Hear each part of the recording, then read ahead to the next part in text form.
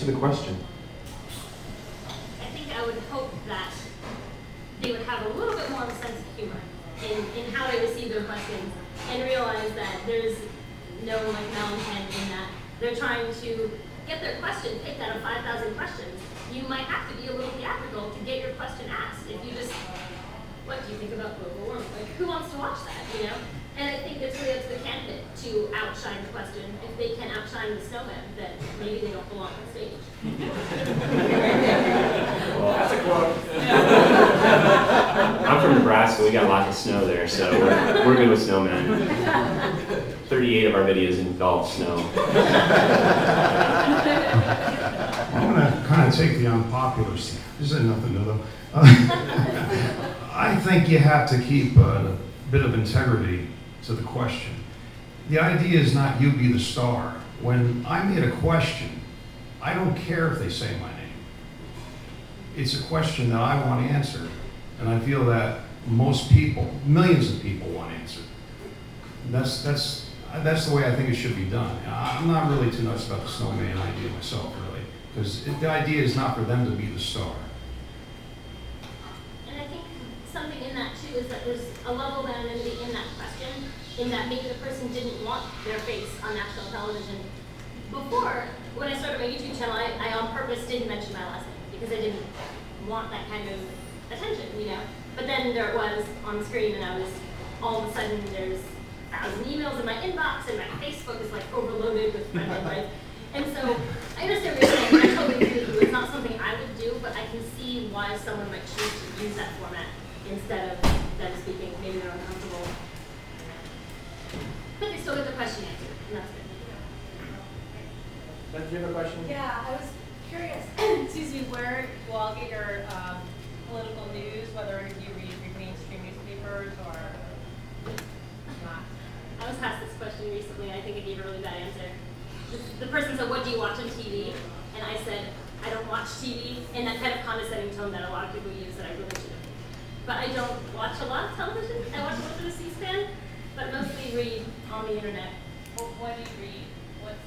What's your sort of, do you have a daily ritual site that you go to for I try to information? mix it up, yeah. We do Drudge, Huffington Post, Talking Points Memo. Just a very, I try to bookmark all of them, and then you can select the option, open all in tabs. It takes about 20 minutes, and I get everything done. And I try to add things in and mix it up, but mostly just internet stuff. Strictly CNN and YouTube. No, I'm just kidding.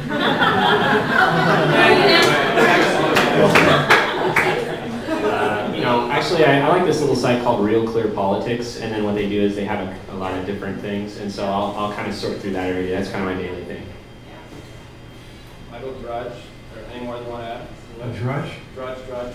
Well, I'll look at the Wall Street Journal, the USA Today, and I'll find something that I think interests people. I've taken a lot of videos off that I've had on, as time wears on, they don't relate to anything anymore, and I take the videos off. So I've done a lot more videos than what are on.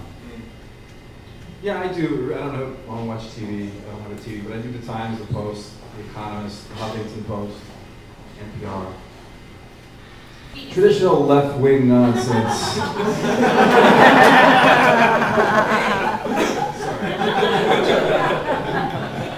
They're on the wrong side of the table. Any other questions? I'm sorry, I didn't know the question. Just going back to the Ron Paul discussion, there's so many millions of people looking at Ron Paul's website and going to his YouTube channel.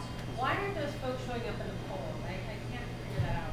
Well, you see, it's this one person works 24 hours a day, and he just clicks on that and puts it. But it's not true, though. He does have support. In fact, I saw on a Zogby poll, actually, where he polled 6% somewhere. I'm not sure where, but he did poll 6. New Hampshire? Yeah, so, he did poll there. The guy raised, and this is why I scratch my head. I'm scratching my head now. The guy raises $4 million in one day, and he's not polling anywhere. And I have people write to me and say, well, should we take this guy serious? No, you don't take him serious, but he's raising serious money. It's because he has an enthusiastic base, and he has a lot of young first-time voters, and it's what I'm worried about is that a lot of these kids, after he loses, which which he's going to, that they won't participate in the system anymore. You know, I mean, you had a lot of people that, a lot of kids that supported George McGovern, and I think that was the last time they voted. And I really don't, you know, everybody really ought to be part of the system, especially since they're paying attention to it, you know, like the way they do. And they have the right to their opinion, and, I support the war. I have two nephews over there, but, you have to have people there that are against the war.